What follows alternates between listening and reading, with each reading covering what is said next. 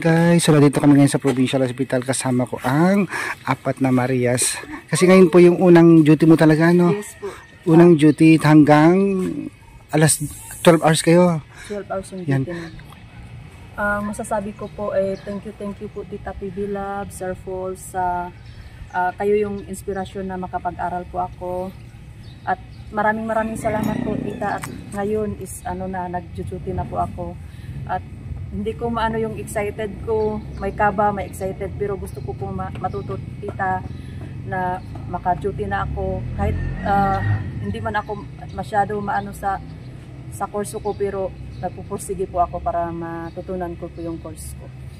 At thank you po Tita sa inyong pagpaaral sa akin. Kung wala po kayo, hindi po ako ngayon naka-duty. And the first time po Tita, thank you so much. Ayan. Asan yung pala yung mga kasama mo? Nasa loob. Nasa loob na? Oo, nasa loob na. Okay. So go ka na Badiday. Hindi po. Good luck. Yan. Kaya mo yan at si Badiday. Aleg no. Kaya mo yan. Ano na lang. Anong oras ka uwi mamaya? Siguro mag-chat lang ako sa iyo kung may vacant kami. So, Kasi bawal yung cellphone namin doon. Oo. Sige po Kuya Toy. Ay, Thank you po mo sa paghatid Kuya Toy, sa Okay. lahat ng mga subscriber. Maraming salamat po sa inyo. At i-pray niyo lang po ako sa first journey. Ilan ba kayo naka-duty ngayon? Marami? Marami kami. Sige na. Okay. Marjorie, ano yung pakiramdam mo yung nanay mo ngayon ay mag-duty na siya sa hospital? Masaya po ako sa kanyang nakuha kong achievement niya kasi malapit na siya ngayon. Nakapag-duty na po si Mama. At po, nagpasalamat pa ako kay Tita sa pagsuporta niya sa amin. Yung mama ko po, masipag po siya ikaw po yung naging inspiration ko. Tapos sana ikaw yung ikaw yung pinakaunahang maging nurse sa atin.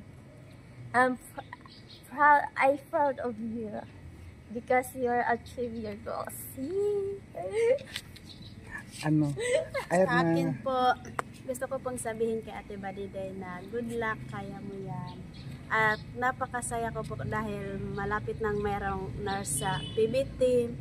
Nakaka-proud po. Sana makamit niya yung mga pangarap niya. At sobrang thank you po ako kay Tita PB Love kasi siya yung dahilan kung bakit kami nandito ngayon at kung bakit nakapag-aral kami ng mabuti. Thank you so much po Tita. Ingat po kayo.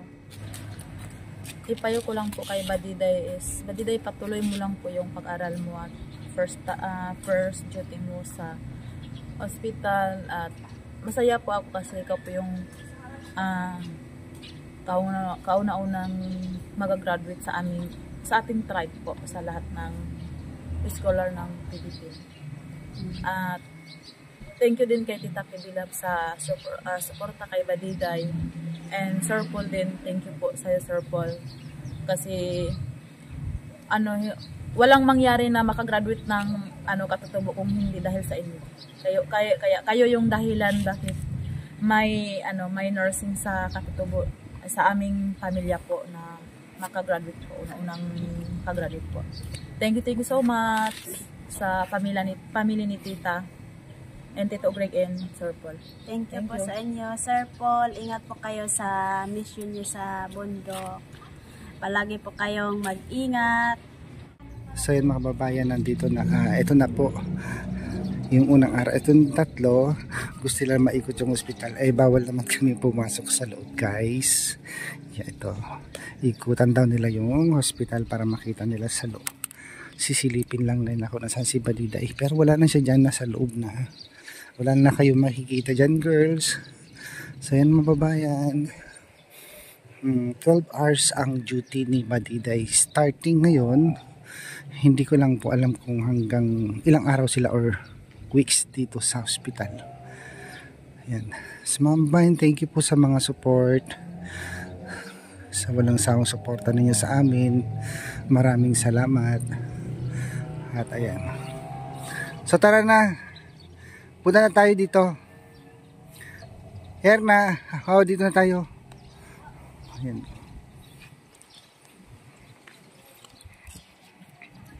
Yan, natin naman natin si Badiday, uwi na tayo.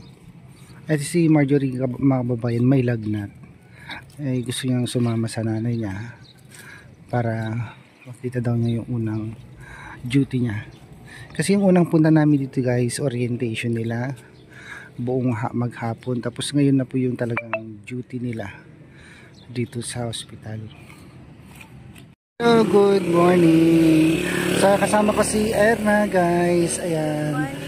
Bumili kami ng bagong kama ni Badiday at ni Marjorie. Double deck na po ito guys. Ganda. Katulad ganito sa inyo, di ba? Kulay black nga lang. So para may iba. Tapos tag-isa na rin sila guys ng kutson. So yan. May bago na silang kama. Bakit yun sa inyo malambot? Ay matigas. Yung kutson. Matibay yun. Pag may yung matigas. Matagal maano yun. Oo, ma-deform, matagal siya ma-deform. So ayan guys, i-deliver na natin sa bahay ni Ma'am PB Love sa magiging bagong kama ni Badiday at ni Irene. So tara guys, uwi na po kami. Bye! Guys, nakarating na kami ni Erna. Yan. Kaya mo na yan? Umagang lang naman yan. Kuha ka ng kutsilyo dito Erna ha. Kasi ano, hindi ko maano yung kalas. Doon sa baba, doon sa kwarto nyo. Ayan guys, ito yung bagong kama ni Badiday at ni Marjorie. Hindi alam to ni Badiday kasi may pasok siya guys. Surprise. So, ayan. Mahigpit ang pagkakatali. Ayan guys, na-assemble na namin yung magiging kama ni Badiday at ni Irene. Ay Badiday at saka Marjorie. Si ano na lang sa ilalim, si Badiday. Tapos si Marjorie, siya na yun sa taas. Kasi ito yung kwarto naman ni yan.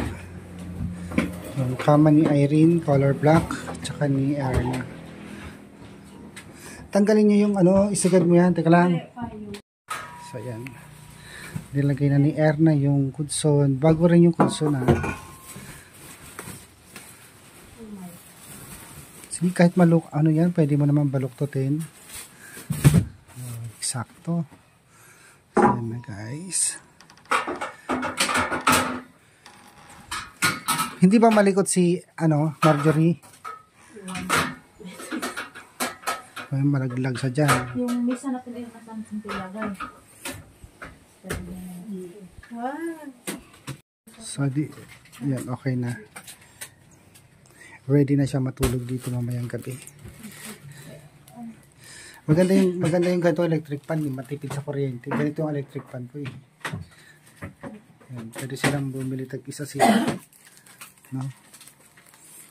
Yan, medyo makalat pa guys kasi ano, inikot kasi namin yung kama. So yan mga babayan, maraming salamat po sa walang sawang panonood at suporta. Thank you so much sa inyong lahat. God bless you all po. Bye bye po sa inyo po mga babayan. Thank you.